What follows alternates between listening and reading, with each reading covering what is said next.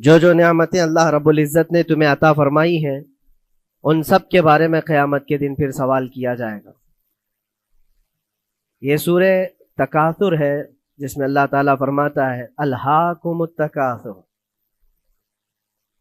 بہت زیادہ چیزیں جب کسی کو مل جاتی ہیں تو غافل ہو جاتا ہے۔ تکاثر کہتے ہیں حد سے زیادہ کوئی چیز ہو جائے، چاہے وہ مال ہو، دولت ہو، دنیا ہو، جائیداد ہو، جس طرح کی بھی کوئی چیز ہو، خواہشات ہو، جب حد سے زیادہ ہو جاتی ہیں تو آدمی کو غافل بنا دیتی ہے۔ الہاکم التکاثر، اسی سورے میں اللہ تعالیٰ نے فرمایا پھر یاد رکھو ہر نعمت کے بارے میں تم سے سوال کیا جائے گا۔ آج ہم لوگ اس سال کے آخری جمعہ میں آئے ہیں، 2024 ختم ہونے والا ہے۔ میرے عزیزوں، سب سے پہلے ہم سب کو یہ چاہیے کہ دنیا تو نئے سال کے آنے کے جشن کی تیاریوں میں ہے، گناہوں کے اڈے سجائے جا رہے ہوں گے، لوگ ادھر سے ادھر سفر بھی کر رہے ہوں گے، اہتمامات کر رہے ہوں گے، لوگ ایک نئے سال کے استقبال کی تیاریاں کر رہے ہیں۔ لیکن ایک مومن بندے کو یہ چاہیے کہ اس کے گزرے ہوئے سال کا وہ حساب بھی تو کر لے۔ حاسبوا قبل ان تحاسبوا، یہ فرمایا گیا ہے کہ اپنا حساب تم خود کر لو اس سے پہلے کہ اللہ تمہارا حساب لے لے۔ ہمارے گزرے ہوئے سال کے اندر کتنے دھکے کھائے، کتنی ٹھوکریں کھائی، کیا کیا نقصانات اٹھائے۔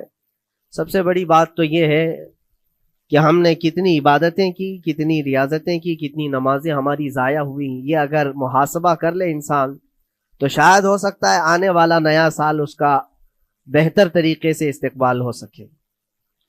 لیکن اگر صرف جشن کی تیاریاں کرتا ہے اور ہر نئے سال میں وہ اسی طرح کے دھوم دھڑاکوں سے داخل ہوتا ہے تو گزرے ہوئے سالوں کی غلطیاں اسے کبھی یاد نہیں آتی۔ اللہ تبارک و تعالیٰ قرآن پاک میں فرماتا ہے کہ تم سے ہر نعمت کے بارے میں پوچھا جائے گا، ہر نعمت کے بارے میں پوچھا جائے گا۔ حدیث پاک میں ہے، نبی کریم صلی اللہ تعالیٰ علیہ وسلم فرماتے ہیں کوئی انسان قیامت کے میدان سے اس وقت تک اپنا پیر نہیں ہٹا سکتا جب تک 5 سوالات اس سے نہ کر لیے جائیں۔ 5 سوالات میں سب سے پہلا سوال کیا ہوگا؟ اللہ تعالیٰ یہ پوچھے گا کہ میں نے تجھے جوانی دی، تو نے کہاں کہاں خرچہ کیا؟ یہ پہلا سوال ہے۔ اور محدثین و مفسرین فرماتے ہیں کہ ایک سوال کے جواب میں بندے کو 500 سال بھی لگ سکتے ہیں۔ اپنی صرف جوانی کا حساب دیتے دیتے کسی کو 500 سال، کسی کو 700 سال لگ جاتے ہیں۔ باقی کے جو 4 سوالات ہیں وہ بعد میں ہیں۔ اللہ نے صحت عطا کی تو اس کا استعمال کیسے کیا، دولت عطا کی تو اس کا استعمال کہاں کیا۔ صرف جوانی کا جواب دینے میں جب 500 سال لگ جاتے ہیں تو پوری زندگی کا حساب کیا دے پائے گا؟ اسی لیے میرے عزیزوں، جس کے پاس آج جوانی ہے یا گزر چکی ہے وہ غنیمت جانے، ایک ایک لمحے کو غنیمت جانے۔ اور ایک حدیث پاک میں آپ کو بتاتا ہوں، اللہ کے حبیب صلی اللہ تعالیٰ علیہ وسلم فرماتے ہیں 5 چیزوں کو 5 چیزوں سے پہلے غنیمت جانو۔ اس میں سے 2-3 میں ذکر کرتا ہوں۔ حضور پاک صلی اللہ تعالیٰ علیہ وسلم فرماتے ہیں اپنی صحت کو غنیمت جانو بیمار ہونے سے پہلے۔ آج صحت مند ہو تو اس کی قدر کرو بیمار ہونے سے پہلے۔ ہاتھ نہیں ٹوٹا ہے ابھی، پاؤں نہیں ٹوٹا ہے، سر سلامت ہے، سوچنے کی طاقت ہے، زبان سلامت ہے۔ اپنی صحت کو غنیمت جانو اور ہر دن اللہ کا شکر ادا کرو کہ مولا میری طاقت اور میری حیثیت سے زیادہ تو نے مجھے عطا کیا ہے۔ اور اگر اپنی صحت کا خیال نہیں ہے، قدر نہیں ہے، تو جاؤ کبھی کسی کینسر ہاسپٹل میں جا کر کے دیکھو، کئی ایسے لوگ ہیں جو موت اور حیات کے بیچ لڑ رہے ہیں۔ کچھ تو ایسے ہیں جو روز موت کی تمنا کرتے ہیں لیکن موت ہی نہیں۔ مجھے یاد ہے آج تقریباً 8-9 سال ہو گئے ہوں گے، کینسر ہاسپٹل میں ایک ادھیڑ عمر کے شخص سے ملاقات، میں تیمارداری کے لیے یا عیادت کے لیے جایا کرتا تھا۔ اس شخص نے بستر پر لیٹے لیٹے کہا اس کے گردن میں ایک ایسی عجیب قسم کی کینسر کی پھنسی تھی جس سے ہمیشہ خون اور پیپ رستا رہتا ہے، کافی دنوں سے ہاسپٹلائزڈ ہے۔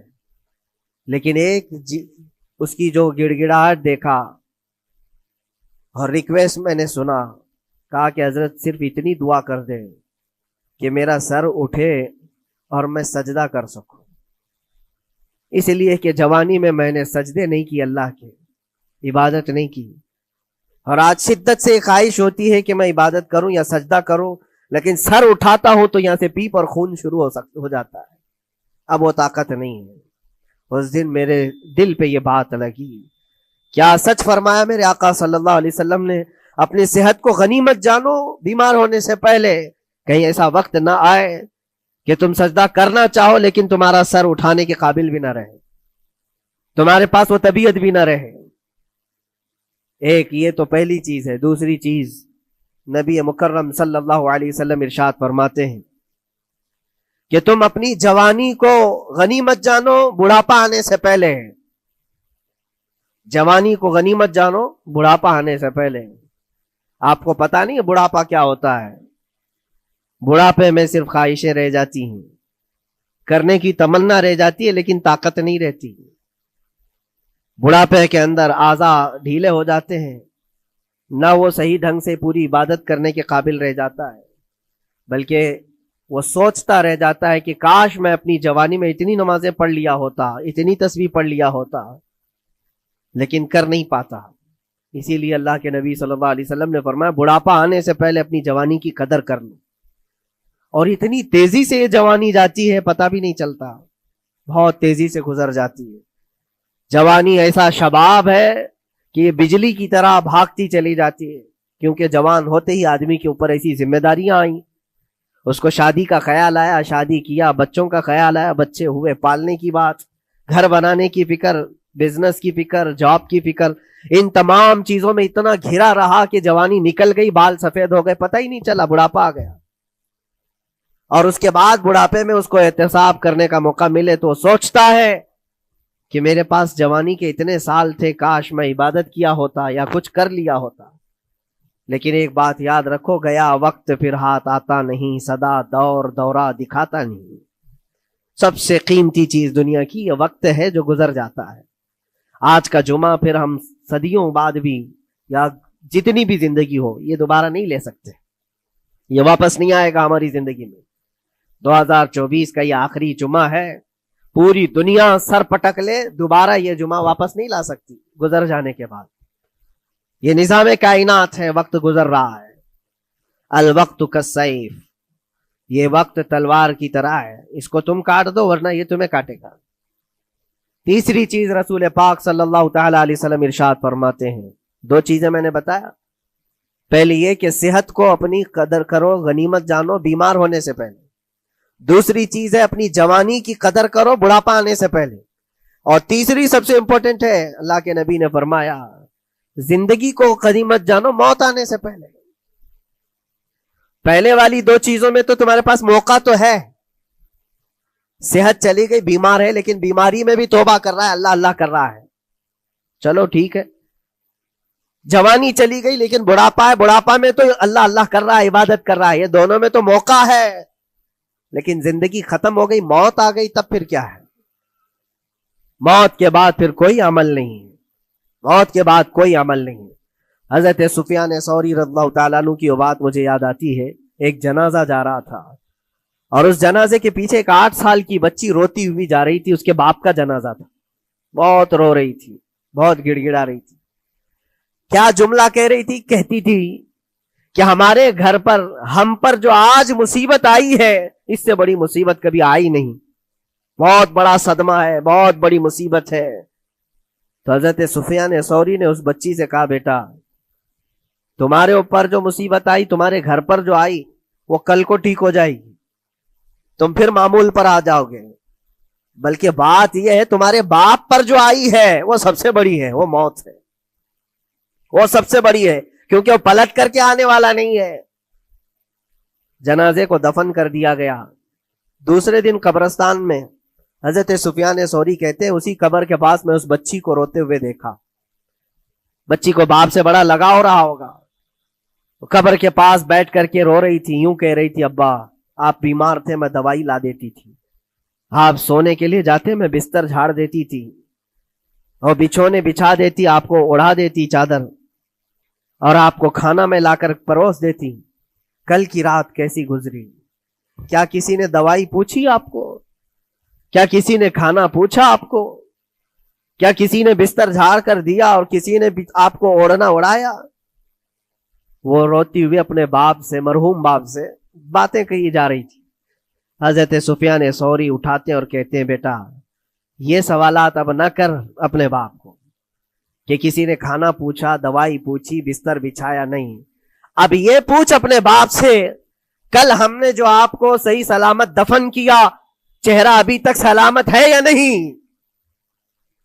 ابھی تک پیٹ سلامت ہے یا نہیں کہ پھاڑ دیا گیا؟ کفن ابھی تک باقی ہے یا چھین لیا گیا ہے؟ یہ پوچھ اپنے باپ سے کہ کل ہم نے جب دفنایا تھا تو خوشبوؤں میں دفنایا تھا۔ پوچھ اپنے باپ سے کہیں کیڑے تو نہیں چڑھ گئے آج، کیونکہ یہ ہونے والا ہے اب قبر کی زندگی میں۔ عزیزان گرامی وقار، اسی لیے حضرت مولا علی کرم اللہ وجہہ الکریم جب قبرستان جاتے سلام کرتے قبر والوں کو، اور اس کے بعد ایک ایک گھنٹہ کھڑے ہو کر روتے تھے۔ حضرت سعید ابن مسیب کہتے ہیں میں مولا علی کرم اللہ وجہہ الکریم سے پوچھا آپ قبر والوں کے پاس کھڑے ہو کر کیوں رو رہے ہیں؟ حضرت علی فرماتے میں نے ان سے پوچھا کیا حال ہے تمہارا اے قبر والوں؟ انہوں نے جو جواب دیا سعید اگر تم بھی سنتے تو روتے۔ کہا کیا جواب دیتے ہیں قبروں والے؟ مولا علی کرم اللہ وجہہ الکریم فرماتے ہیں وہ مجھے جواب دے رہے ہیں کہ علی ہمارے گھر والوں نے تو ہمیں صحیح سلامت دفنایا تھا، ہمارے چہروں پر مسلسل آج دن اور رات بچھو چھوڑ دیے گئے، ہمارے چہروں پر آج اور ہماری ناک پر بچھو ڈنک مارتے ہیں، ہمارے بالوں میں جس کو ہم آئینے کے سامنے کھڑے ہو کر گھنٹوں سجایا کرتے تھے پیپ بھر دیے گئے ہیں، اور ہمارے چہرے کی چمڑیاں جھلس گئی۔ یہ سارے جوابات میرے عزیزوں قبروں والوں کے ہیں۔ اس منزل تک ہر ایک کو پہنچنا ہے، اسی لیے سال گزرنے سے پہلے اپنی زندگی کا احتساب کرو۔ اللہ رب العزت نے ابھی بھی ہمیں موقع عطا کیا ہے، ابھی تمہاری زندگی ختم نہیں ہوئی، سانس لے رہے ہو، توبہ کر لو، دعائیں کرو کہ مولا کریم ہمارے لیے نیا سال خیر و برکت والا بنا، گناہوں سے بچنے والا بنا۔ کچھ لوگوں کی حالت یہ ہے کہ گناہوں پہ گناہ جب ہو جاتے ہیں تو نا امیدی کے شکار ہوتے ہیں۔ اب کیا ہونے والا ہے؟ میں تو بہت پاپی ہوں، بہت خطا کار ہوں، مجھ سے تو بڑے بڑے گناہ ہو گئے ہیں، اب میں کیا کر سکتا ہوں؟ نا امیدی کفر ہے میرے عزیز۔ آپ کو بتاؤں رسول پاک صلی اللہ تعالی علیہ وسلم ایک مرتبہ صحابہ سے فرماتے ہیں تمہیں پتا ہے اللہ رب العزت کا کرم اور اس کا رحم کیسا ہے؟ مسکرانے لگے۔ صحابہ نے پوچھا آپ کیوں مسکرا رہے ہیں؟ کہا اللہ تبارک و تعالی فرماتا ہے کہ صحرا میں چلنے والا ایک آدمی، غور سے سنیے گا، صحرا ڈیزرٹ، صرف ریت کا میدان، کہیں کوئی جھاڑ نہیں، کوئی عمارت نہیں، کوئی چھاؤں لینے کی جگہ نہیں، کوئی ایک بندہ اپنی اونٹنی پر ساز و سامان رکھ کر کے چل رہا تھا۔ صحرا کا سب سے بڑا پرابلم یہ ہوتا ہے کہ راستہ معلوم نہیں ہوتا، ہر طرف تو سیدھا ہی راستہ دکھتا ہے، ڈائریکشن پتہ ہی نہیں ہوتا، چاروں طرف سے آسمان ملا ہوا دکھتا ہے، جیسے سمندر ہے ویسے صحرا ہے۔ کبھی اگر آپ نے سفر کیا ہو، ہم نے مصر میں دیکھا ہے 200-250 کلومیٹر تک گاڑی چلتی ہے، ایک درخت بھی نہیں آتا، ایک عمارت بھی نہیں آتی صحرا میں، راستے بھول جاتے ہیں لوگ۔ پہلے کے دور میں تو کوئی نیویگیشن بھی نہیں تھا، تو کوئی بندہ ایسے جو اونٹنی پر ساز و سامان رکھ کر کے سفر کر رہا ہے اور ایک جگہ تھک کر کے سو گیا صحرا میں۔ سنی ہے یہ مثال فرما رہے میرے آقا صلی اللہ علیہ وسلم، تھک کر کے سو گیا اور جیسے اس کی نیند کھلی تو دیکھا اونٹنی ساز و سامان کے ساتھ غائب ہے، کچھ بھی نہیں ہے اس کے پاس، کھانے پینے کی جو چیزیں تھی، ساز و سامان تھا، سب اونٹنی کے ساتھ غائب ہو گیا۔ اب وہ بیچ صحرا میں اتنا حیران اور پریشان، اٹھ کر کے تلاشنے لگا، اب اس کو نہ راستہ دکھائی دے نہ اپنی اونٹنی دکھائی دے، شدت پیاس کی وجہ سے اب وہ جگہ جگہ پانی تلاش کر رہا ہے، پانی بھی نہیں ملتا صحرا میں۔ موج سراب جس کو کہتے ہیں نا، موج سراب کیا ہے؟ ریت چمکتی ہے سورج کی دھوپ سے اور انسان کو ایسا لگتا ہے ادھر پانی ہے، اور وہاں تک پہنچتا ہے تو پانی نہیں ہوتا، ریت ہوتی ہے۔ وہ اسی پانی کو تلاش کرتے کرتے صحرا میں مر جاتا ہے۔ صحرا میں بہت لوگوں کی موتیں ہوتی ہیں، پہلے بہت لوگ مر جاتے تھے جو راستہ بھٹکتے تھے۔ اب حدیث پاک میں فرمایا گیا وہ بندہ جس کی اونٹنی غائب ہو گئی، ساز و سامان بھی نہیں، ढूंढتا रहा पूरा दिन पूरी रात, थक हार करके आजा जवाब दे गए। अब ना पानी मिलता है, ना खाना मिलता है, ना अपनी सवारी मिलती है। एक जगह आकर बैठ गया, अपनी आखिरी सांसें गिन रहा था, क्योंकि अब आजा जवाब दे गए थे। सख्त शिद्दत की धूप, सहरा की तपती हुई जमीन और भूख और प्यास की तकलीफ अलग। जैसे ही वो लेटा उसकी आंख लग गई, उसको लगा अब ये मेरी आखिरी सांसें हैं, अब मरने का वक्त करीब आ गया है। फिर उसकी आंख खुलती है। आंख खुलती है तो देखता है उसकी ऊँटनी साजो सामान के साथ पास में खड़ी है, खाना भी भरा हुआ है, पानी भी भरा हुआ है, सब कुछ है। अब नबी पाक सल्लल्लाहु ताला अलैहि वसल्लम सहाबा से पूछते हैं, अरब वाले बहुत अच्छी तरह जानते थे सहरा का सफर क्या होता है। पूछते हैं, ऐ मेरे सहाबा बताओ, उस बंदे को अपनी गुमशुदा ऊँटनी मिलने का कितना अच्छा लग रहा होगा, कितनी उसको खुशी हुई होगी। साहबा कहते हैं, या रसूल अल्लाह सल्लल्लाहु अलैहि वसल्लम, उसकी तो जान में जान आ गई, सहरा में अपनी गुमशुदा ऊँटनी मिल जाए, खोया हुआ सामान, अपनी गुमशुदा सवारी और पानी मिल जाए, ये तो हयाते नौ की एक बहुत बड़ी खुशखबरी है उसके लिए। हुजूर पाक सल्लल्लाहु ताला अलैहि वसल्लम फरमाते हैं, सुनो, ये मिसाल मैंने बताया, इसी तरह से अगर कोई बंदा गुनाहों में डूब गया है, खताओं में डूब गया है, कसरत से गुनाह करता रहा, फिर थक हार करके एक दिन वापस आ गया, अल्लाह की बारगाह में सजदा रेज हो गया, झुक गया, तो उस गुमशुदा ऊँटनी के मिलने से उस सहरा नवर्द को जितनी खुशी हुई थी, अल्लाह करीम उससे भी ज्यादा अपने बंदे के वापस आने पर खुश होता है। अपने बंदे के वापस आने पर खुश होता है रब तबारक व तआला कि मेरा खोया हुआ बंदा मेरे दरबार में वापस आ गया है। आज हमारे पास वक्त है वापस पलटने का। मेरे अजीजों, ना उम्मीद ना हो, हमें हमारे जाने से पहले हिसाब करने के लिए मौला ने वक्त दिया है। पता है आपको, ये भी मेरे आका सल्लल्लाहु ताला अलैहि वसल्लम की रहमत कामिला है। रब तबारक व तआला से आपने ये दुआ कर कर करके अपनी उम्मत के लिए इतना वक्त दिलाया है कि अल्लाह तबारक व तआला से हुजूर सल्लल्लाहु अलैहि वसल्लम ने यूं अर्ज किया कि मौला मेरी उम्मत को तौबा की मोहलत दे दे, तौफीक दे, मोहलत दे। कहा कि मरने से 1 साल पहले तक? कहा नहीं, ये बहुत लंबा वक्त है, पता तो नहीं है, मरने से 1 साल पहले तौबा करेगा, कब मौत आने वाली मालूम नहीं। कहा मरने से महीना पहले तक? कहा नहीं, ये भी वक्त ज्यादा है। कहा मरने से 1 दिन पहले कोई तौबा कर ले तो माफ कर दिया जाएगा। नबी पाक सल्लल्लाहु अलैहि वसल्लम ने अल्लाह की बारगाह में गिड़गिड़ाते हुए कहा, मौला 1 दिन भी बहुत है, और मौका दे दे मेरी उम्मत को, मेरी उम्मत को और मौका मिल जाए। रब तबारक व तआला ने 1 दिन पहले तौबा करने वाले को माफ करने का वादा फरमाया, लेकिन नबी रहमत सल्लल्लाहु अलैहि वसल्लम ने अर्ज किया कि मौला और भी कम कर दे। रब ताला फरमाता है, मौत का जो गरगरा आता है, यानी जो हिचकी आती है, फरिश्ते नजर आने लगते हैं, रब ताला फरमाता है उससे 1 मिनट पहले भी तौबा कर ले, मैं सब माफ कर दूंगा। ये सिर्फ रसूल पाक की इस उम्मत के लिए, इस उम्मत का खासा है। मरने से 1 मिनट पहले भी वो आ जाए अल्लाह की बारगाह में, मौला माफ फरमा देगा। अजीज़ान किराम वक़ार, इसीलिए मैं अर्ज करता हूं कि वक्त तुम्हारे हाथ से निकलने से पहले तुम आ जाओ और उसी दरबार में आओ जहां बैठने वाला सिद्दीक अकबर बना, जिसके कदमों में बैठकर फारूक आजम बना, जिसकी छांव में चलने वाला उस्मान ज़ुन्नुरैन बना, और जिसका लुआबे पाक पी करके हैदर कर्रार बना। उस दरबार में आ जाओ, कामयाबी हमारी वहीं रखी है। अल्लाह करीम हमारा